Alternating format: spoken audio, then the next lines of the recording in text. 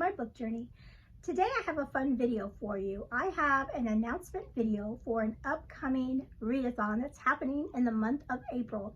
And I'm really excited because the creator of this wonderful readathon has asked me to be a co-host along with a few other ladies here on BookTube. And so I was excited to be asked to be a part of this. And the person that I'm talking about is Em. She's such a sweet lady that I've gotten to know here on BookTube, and just love her, just love her.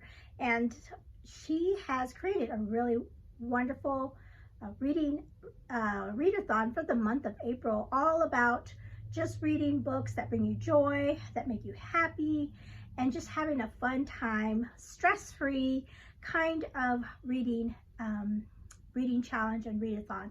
And I think it's perfect for me because April is my birthday month, and usually for April I like to mood read. So this is perfect because I want to read books that are gonna make me happy in the month of April. So this is it just was perfect timing.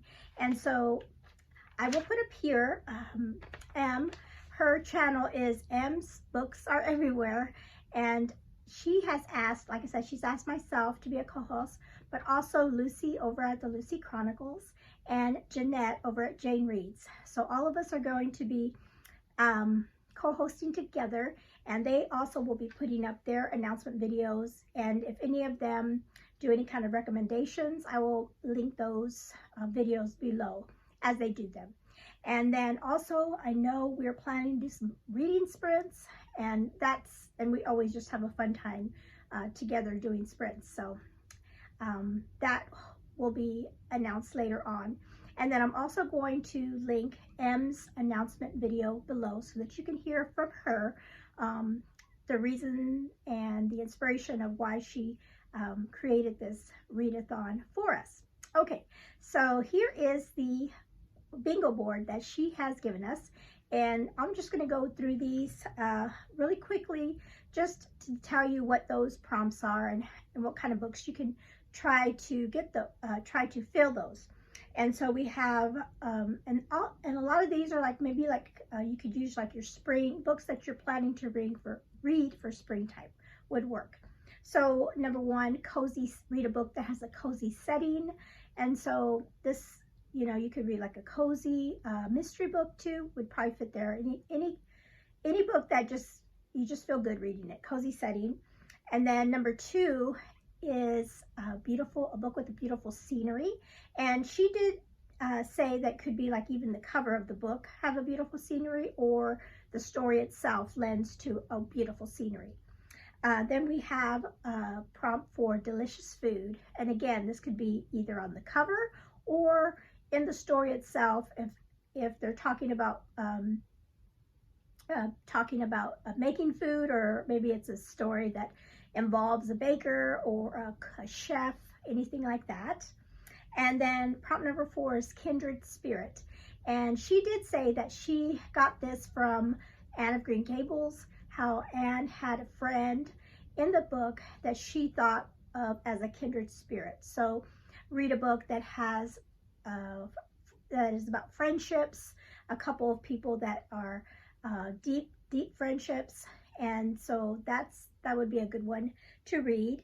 And then she gave us a free space, which we can put anything we want in there, which I always love. I always love a free space. And then prompt number 6 is community.